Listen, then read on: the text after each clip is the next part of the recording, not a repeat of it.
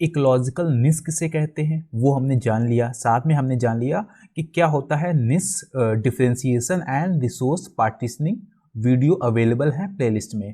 आज हम जानेंगे क्या होता है फंडामेंटल निस और क्या होता है रियलाइज्ड निस। ठीक है, तो आगे बढ़ते हैं।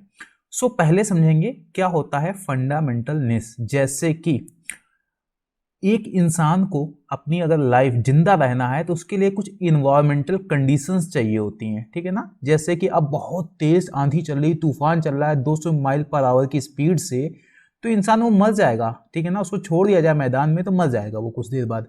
या फिर तापमान पहुंच गया 100 डिग्री सेंटीग्रेड तो मर जाएगा। ठीक है ना, तो एक इन्वायरमेंटल कंडीशंस होती हैं, उसी के अंतर्गत कोई जो स्पीसीज हो सकती है वो जिंदा रह सकती है, उसी को ही बोलते हैं फंडामेंटलनेस। ठीक है ना, फंडामेंटलनेस refers to the entire range of environmental conditions in which a species can potentially survive and reproduce। दो चीजें हैं, एक तो सर्वाइव भी कर पाए और रिप्रोड्यूस, यानी कि जो उससे बच्चे पैदा हों वो भी कम से कम सर्वाइव कर पाए। ठीक है ना, तो यानी कि जैसे अगर कहा जाए कि इंसान के लिए जो तापमान है कि -10 से मान सकते हो या -20 से लेके 50 डिग्री होना चाहिए। ठीक है ना, और खाने में उस जो पोषक तत्व होते हैं, न्यूट्रिएंट्स होते हैं, वो क्या क्या मिलने चाहिए, जो बेसिक नीड होती है इंसान की। ठीक है ना, जो भी यहाँ पर इंसान की बात नहीं हो रही, यहाँ किसी भी स्पीसीज की, एक प्लांट है, एक एनिमल है, तो एक बेसिक नीड होती है। तो अगर वो बेसिक नीड्स क्या है उसे ही बोलेंगे फंडामेंटल नीड्स।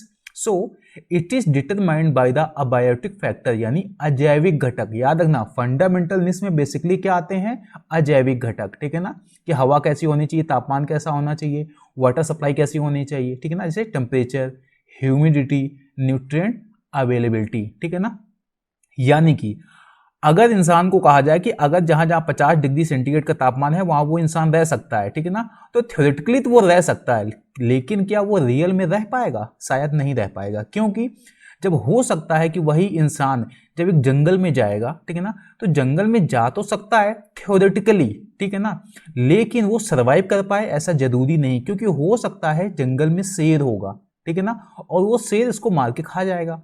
ठीक है, तो फंडामेंटलनेस एक तरीके का थ्योरेटिकल बातें बताता है। ठीक है ना, कि इतने इतने तापमान के बीच अगर इंसान रह सकता है या कोई जानवर रह सकता है तो वो रह सकता है, लेकिन रियल में रह पाएगा कि नहीं रह पाएगा ये बात नहीं बताता। ठीक है ना, fundamental niche is often described as a theoretical niche. ठीक है ना, because it does not take into account factors that may limit the species distribution such as predation, resource availability etc।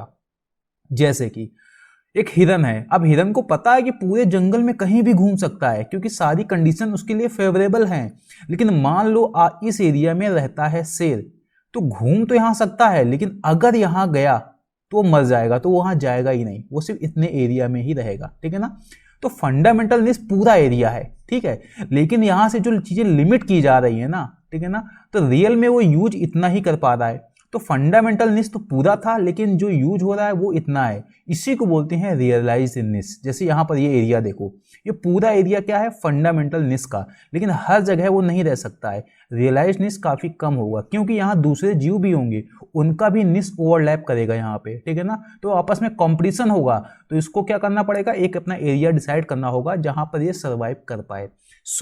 फंडामेंटलनेस क्या होती है, बेसिकली इसमें अजैविक घटक जो होते हैं, तापमान, पोषक तत्व, पानी, इन सब की अवेलेबिलिटी के बारे में बताया जाता है कि अगर ये सब चीजें अवेलेबल हैं तो पर्टिकुलर स्पीसीज वहां जिंदा रह पाएगी।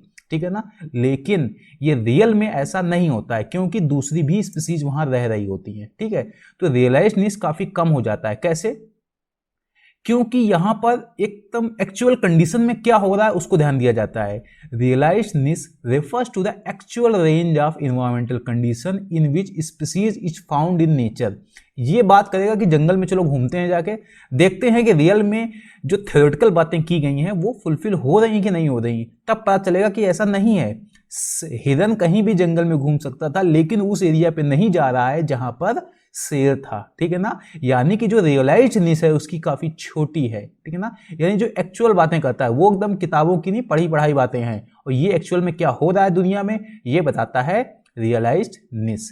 सो it is determined not only by the environmental factors, ठीक है ना, यानी सिर्फ इन्वायरमेंटल फैक्टर नहीं है कि अगर बोल दिया तापमान जहां जहां 40 डिग्री सेंटीग्रेड तक है वहां कोई स्पीसीज जा सकती है, सिर्फ ये बात नहीं बोलता है, यहां पर और भी चीजें ध्यान दी जाती हैं, जैसे कि बायोटिक इंटरेक्शन, ठीक है ना, जैसे कि मान लो अगर वहां गया तो वहां कॉम्पिटिशन बहुत ज्यादा हुआ तो विलुप्त हो सकता है, या प्रीडेशन उसका शिकार हो गया, ठीक है ना।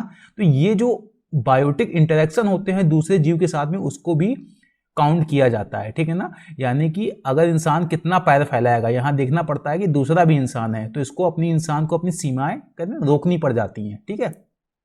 जैसे अगर देखा जाए, दूसरा एग्जांपल दे दूं, एक इंसान के अंदर इतनी कैपेसिटी है कि दुनिया का सारा पैसा इकट्ठा कर पाए, ठीक है ना, अकेले एक इंसान के पास हो जाए, लेकिन नहीं होगा क्योंकि कंपटीशन है।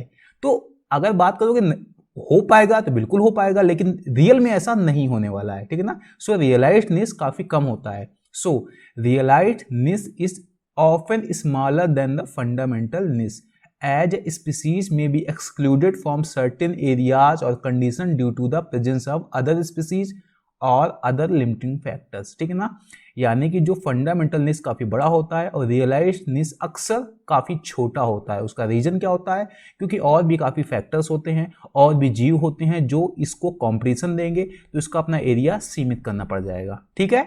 आगे इन दोनों में डिफरेंस समझ लो, जो आपको बताया वही आपको बता रहे हैं, ठीक है। Fundamental niche is the potential range of environmental condition that a species can occupy, ठीक है ना, एक स्पीसीज कैन ऑक्यूपाई, यानी कि एक स्पीसीज के लिए वो कंडीशंस बता दी जाती हैं कि इन अगर ये कंडीशंस है तो वहां वो रह सकता है, ये बात पता चलेगी फंडामेंटलनेस में। लेकिन रियल में वहां रह पाएगा कि नहीं रह पाएगा ये पता चलती है कहां से, रियलाइज्डनेस से। Realised niche is the actual range of environmental condition in which the species is found, ठीक है ना। ये क्यों होता है उसका रीजन समझ लो, क्योंकि फंडामेंटलनेस डिसाइड होता है मोस्टली एबायोटिक अजैविक घटक से, बोले तो तापमान, पानी है कि नहीं है। अब ये तो बोल सकते हैं ना कि जहां अगर पीने का पानी है तो इंसान सर्वाइव कर सकता है, लेकिन जरूरी नहीं है कि वहां सर्वाइव कर पाए, हो सकता है उसमें जानवर काफी ज्यादा हो या फिर वो जो पानी है वो ठीक ना हो उसके लिए, ठीक है।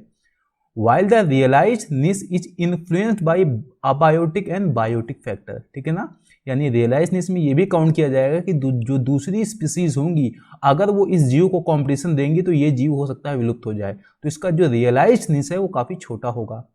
वही बोला गया है, realised niche is typically smaller than the fundamental niche, ठीक है। सो याद क्या रखना है, fundamental niche is often described as theoretical niche, ठीक है ना, किताब में पढ़ लिया कि ये सब चीजें होती हैं, कहते हैं लोकतंत्र में क्या होता है, जनता का शासन होता है, लेकिन रियल में पता चलेगा कि बहुत कुछ जनता के हाथ से निकल जाता है जैसे ही वो वोट कर चुकी होती है, ठीक है। सो फंडामेंटलनेस इज ए थ्योरेटिकल बातें हैं, लेकिन रियल में दुनिया में क्या हो रहा है ये पता चलता है रियलाइज्डनेस से, ठीक है। तो फंडामेंटलनेस क्या बताता है कि अगर आदर्श स्थिति हो तो एक स्पीसीज सर्वाइव कर सकती है इन कंडीशंस में, लेकिन इस दुनिया में कुछ भी आदर्श नहीं है, ठीक है ना, आपस में कंपटीशन होता है, सब कुछ होता है। सो रियलाइज्डनेस बताता है कि उसका एक्चुअलनेस है क्या, यानी कि वो कहाँ वो सर्वाइव कर पा रहा है और कहाँ पर वो अपनी लाइफ को बिता रहा है और एक इकोसिस्टम में अपना रोल प्ले कर पा रहा है, ठीक है ना। तो ये हो गया क्या हमारा फंडामेंटल एंड रियलाइज्डनेस।